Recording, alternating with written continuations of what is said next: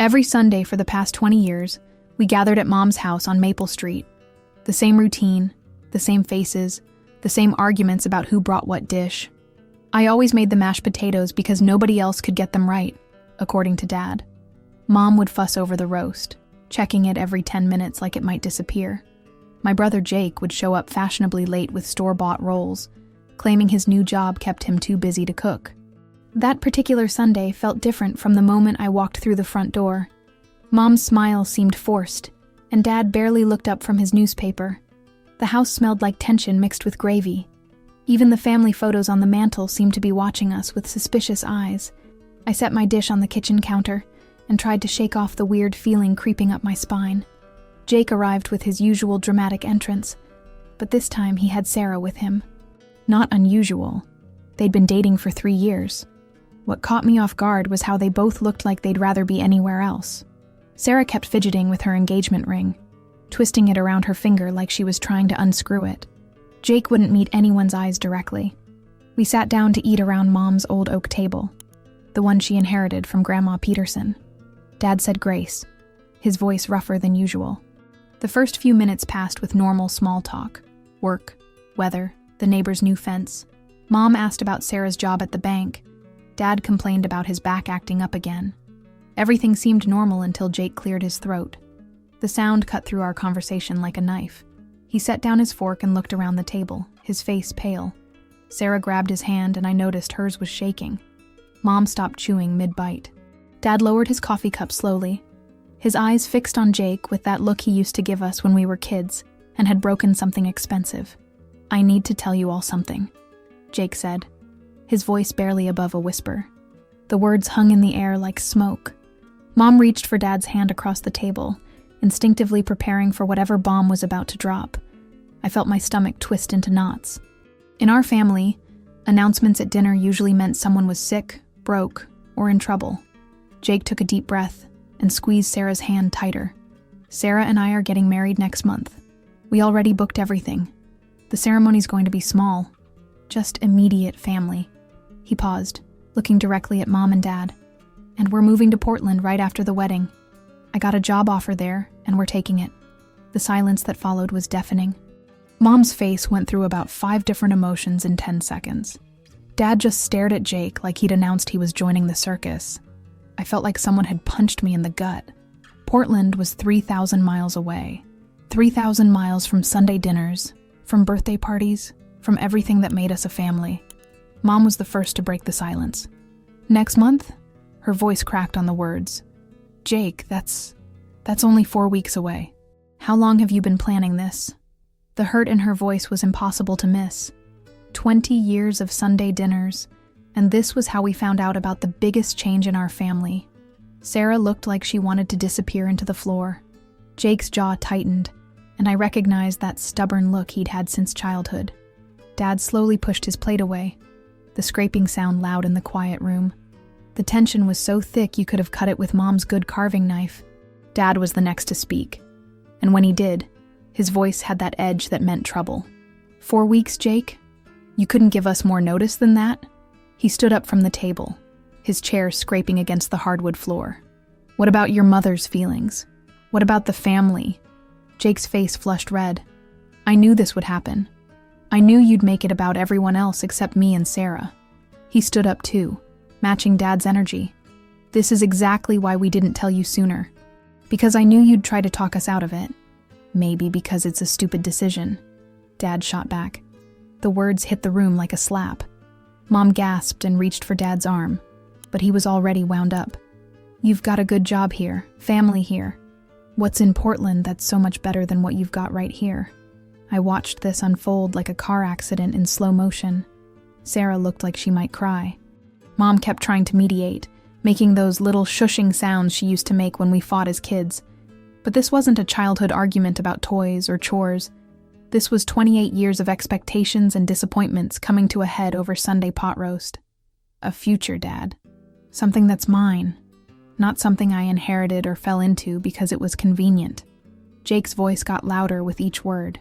"You've never understood that I might want something different than what you planned for me." That's when Mom finally exploded. Sweet, patient Mom, who never raised her voice at anyone. Different? What's wrong with this family that you need to run 3,000 miles away from it? Tears were streaming down her face now. I thought we raised you better than this, Jake. I thought family meant something to you. The words hit Jake like she'd slapped him. His mouth opened and closed, but no sound came out. Sarah squeezed his hand tighter, and I could see her knuckles turning white. This was spiraling out of control fast, and someone needed to step in before we all said things we couldn't take back. Maybe we should all calm down. I tried, but my voice got lost in the chaos. Calm down? Dad turned to me, his face red with anger. Your brother just announced he's abandoning his family with a month's notice, and you want us to calm down? He pointed at Jake. 28 years we invested in you. 28 years of love and support and sacrifice, and this is how you repay us? I'm not abandoning anyone, Jake shouted. I'm trying to build a life with the woman I love. Why can't you understand that? Because you're being selfish, Mom sobbed. You're only thinking about yourself. What about holidays? What about when your father and I get older? What about when you have children? They'll barely know their grandparents. Sarah finally spoke up, her voice shaky but determined. Maybe we should go. She started to stand, but Jake pulled her back down. No, he said firmly. We're not running away from this conversation. This is exactly the kind of guilt trip I was trying to avoid. He looked around the table at all of us. I love this family, but I can't live my life based on what everyone else wants me to do. Dad laughed, but there was no humor in it. Love? This is how you show love? By breaking your mother's heart? The accusation hung in the air like poison. I watched Jake's face crumble, then harden again. He was trying so hard to be strong, but I could see the little boy in him who just wanted his parents' approval. The problem was, he also wanted his freedom, and in our family, those two things had never been compatible. I'm not breaking anyone's heart, Jake said quietly. I'm just trying to live my own life. The silence stretched between us like a canyon. Mom wiped her eyes with her napkin, leaving mascara streaks on the white fabric. Dad stood with his hands on his hips, staring out the kitchen window at nothing. Jake and Sarah sat frozen, holding hands like they were drowning, and each other was the only life raft. I felt responsible somehow, like I should fix this mess. That's always been my role in the family, the peacekeeper, the one who smoothed things over. But looking around that table, I realized this wasn't something I could fix with a joke or a change of subject. This was bigger than hurt feelings or wounded pride. You know what I think? I said, surprised by the sound of my own voice. Everyone turned to look at me. I think we're all scared. The words tumbled out before I could stop them. Jake, you're scared of disappointing Mom and Dad. Mom and Dad, you're scared of losing him. And I'm scared that our family is falling apart right here at this dinner table. Dad opened his mouth to argue, but I held up my hand. Let me finish. We've been doing these Sunday dinners for 20 years. 20 years of the same routine, the same conversations, the same expectations. Maybe Jake's right. Maybe he does need something different. Mom looked at me like I'd betrayed her. How can you say that? After everything we've built together. Because look at us, Mom. Really look at us. I gestured around the table. We're screaming at each other over pot roast. This isn't what family should feel like. Jake squeezed Sarah's hand and took a shaky breath. I never wanted it to be like this. I got the job offer 6 months ago. We've been planning the wedding for 4 months. I kept trying to find the right time to tell you, but there never was a right time. 6 months? Dad's voice was dangerously quiet. You've been lying to us for 6 months? I wasn't lying. I was trying to figure out how to tell you without this exact thing happening. Jake's voice cracked. Every Sunday I sat at this table and tried to find the words. But I knew you'd react like this. I knew you'd make me feel guilty for wanting my own life. Sarah cleared her throat softly. Maybe I should explain something. Her voice was barely a whisper, but we all heard her. The job offer came to Jake because of me. My company is expanding to Portland, and they offered to transfer me with a promotion. Jake didn't ask for this opportunity. It just happened. Mom's expression shifted slightly. Why didn't you tell us that from the beginning? Because I was afraid you'd blame Sarah, Jake said quickly. I was afraid you'd think she was taking me away from you. But she's not. This is my choice too. I want to go with her. I want to start fresh somewhere new. Dad sat back down heavily, like all the fight had gone out of him. Fresh start, he repeated. What's wrong with the start you had here? The question hung in the air, loaded with 28 years of history. Jake looked at each of us, his eyes full of pain and determination. Nothing's wrong with it, Dad. But it's not mine. It's the life you built, the expectations you set. I've been trying to fit into that mold my whole life, and I can't anymore. Mom started crying again, softer this time. We just wanted what was best for you. I know, Jake said gently, but what's best for me might not be what you pictured. That doesn't mean I don't love you. It just means I need to make my own mistakes, build my own success, create my own version of family. The words hit me right in the chest. Create his own version of family. I realized that's what I'd been afraid of all along, that Jake would find a new family and forget about us. But looking at his face, I could see that wasn't what he meant at all. When do you leave? I asked quietly. 2 weeks after the wedding, Sarah answered. We wanted to have the ceremony here with all of you, if you'll still come. Dad rubbed his face with both hands. Of course we'll come. You're still our son, even if you're making a huge mistake. His voice was rough, but the anger was gone. Now he just sounded tired and sad. Mom reached across the table and took Jake's free hand. I don't understand it, and I don't like it, but I love you. She looked at Sarah. Both of you. The 3 weeks between that Sunday dinner and the wedding felt like walking through a minefield. Every conversation was careful, measured, like we were all afraid of setting off another explosion.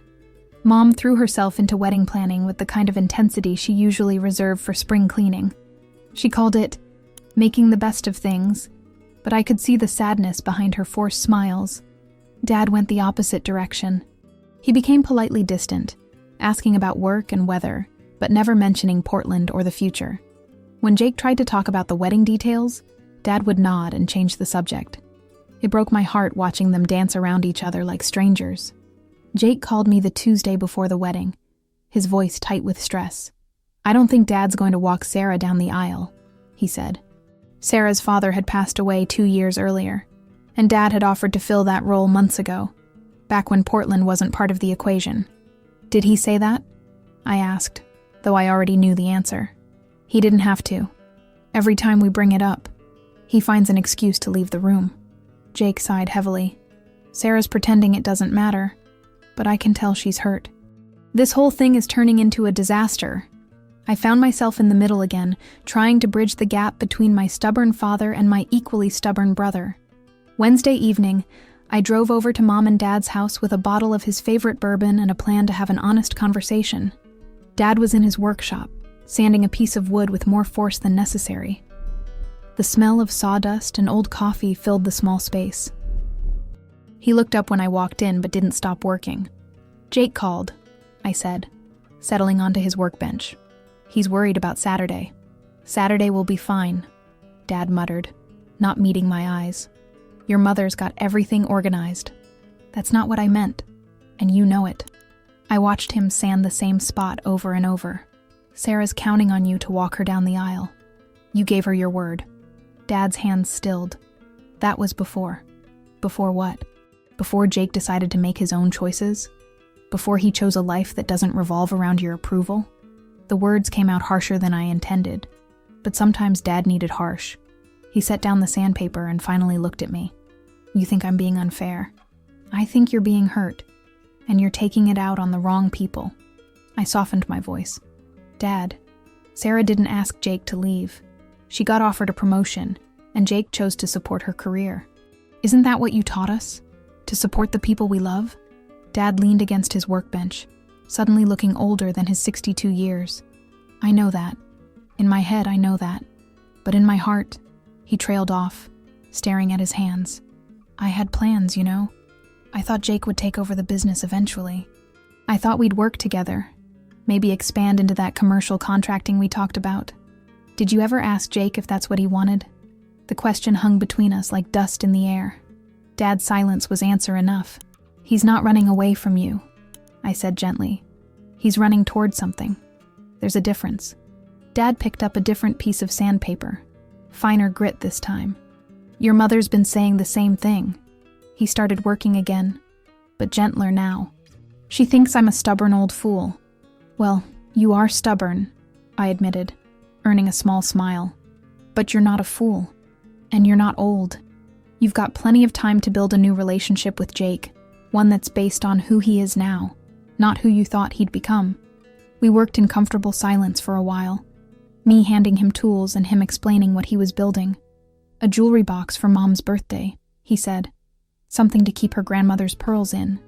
It was beautiful work, the kind of careful craftsmanship that took patience and love. Will you walk her down the aisle?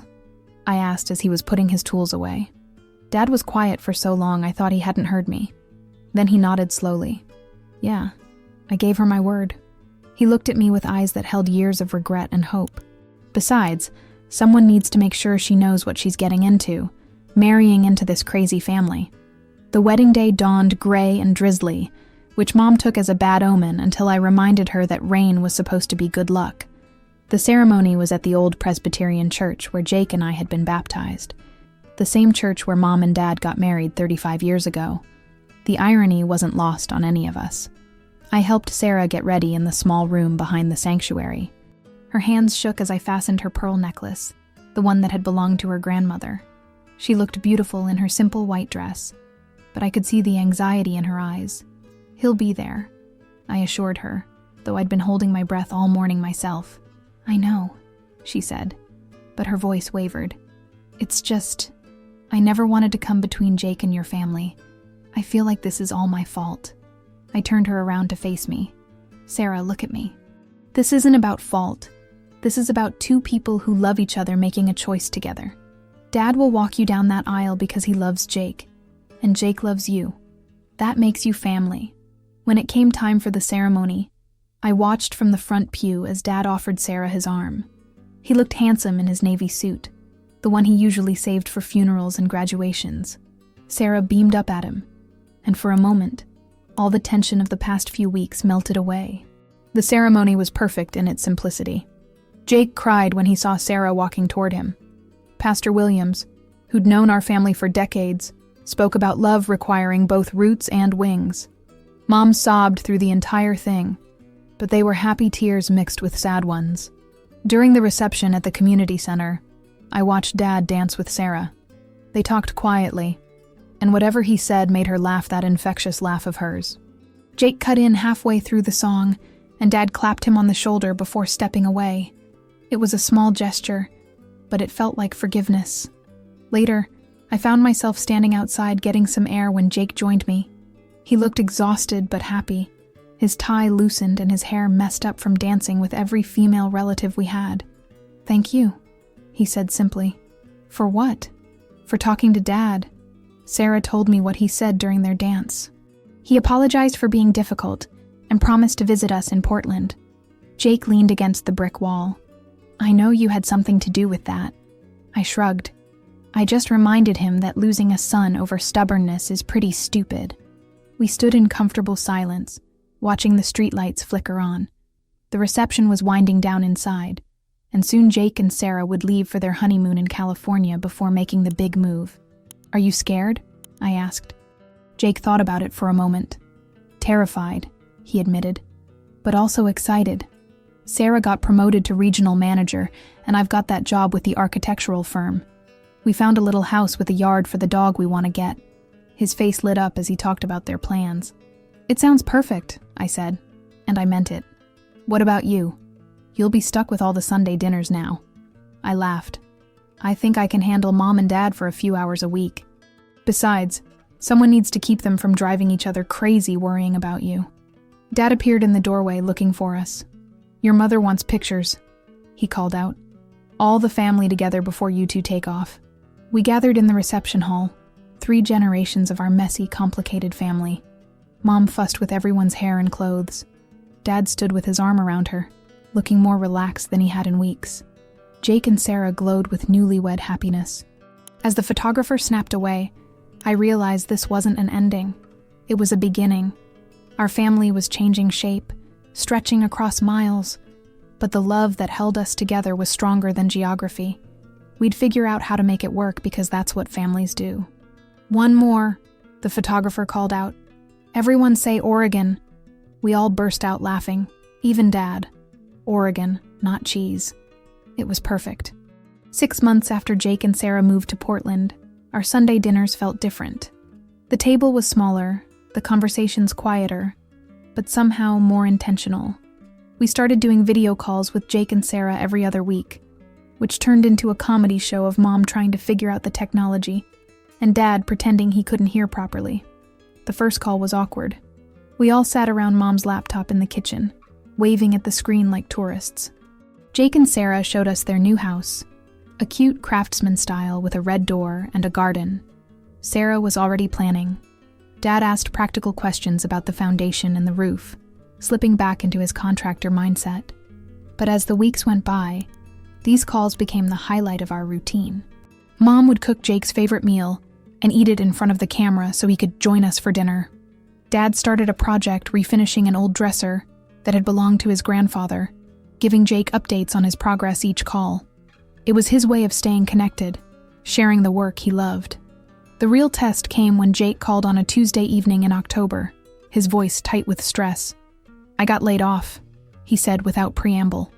The firm lost their biggest client, and they had to let go of half the junior staff.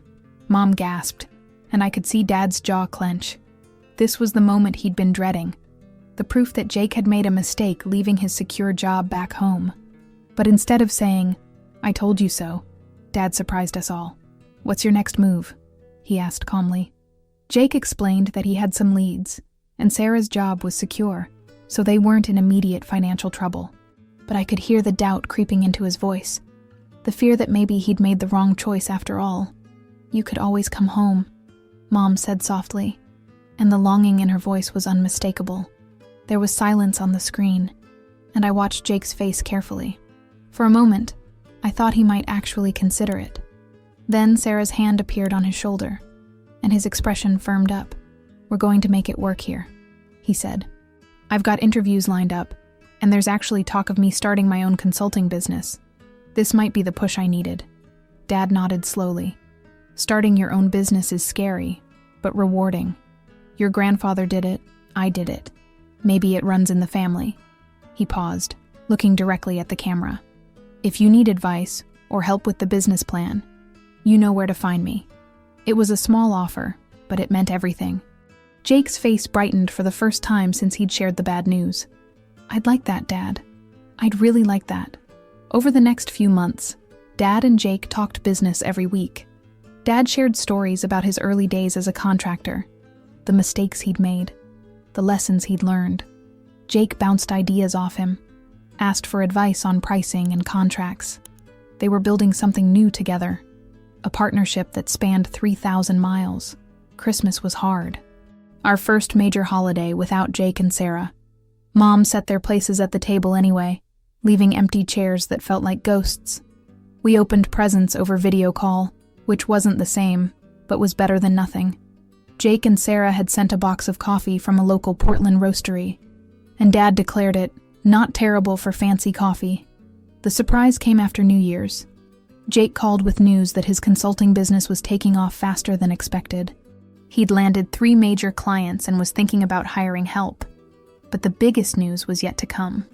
"We want to come visit for Easter," Sarah said, her face filling the screen beside Jake's. "And we have something to tell you in person." Mom practically vibrated with excitement. "What is it? Tell us now." Jake and Sarah exchanged glances and smiled. "We'll tell you when we see you," Jake said firmly. "Some news is better delivered in person." The weeks leading up to Easter felt like Christmas morning stretched out over a month. Mom cleaned the house twice, planned menus, and changed the guest room sheets 3 times. Dad pretended to be casual about it, but I caught him fixing things around the house that didn't need fixing, preparing for his son's return. When they finally walked through the door that Friday before Easter, it felt like the house came alive again. Jake looked good, confident in a way I hadn't seen before. Sarah was glowing, practically bouncing with excitement about their secret news. We made it through dinner before Mom couldn't stand it anymore.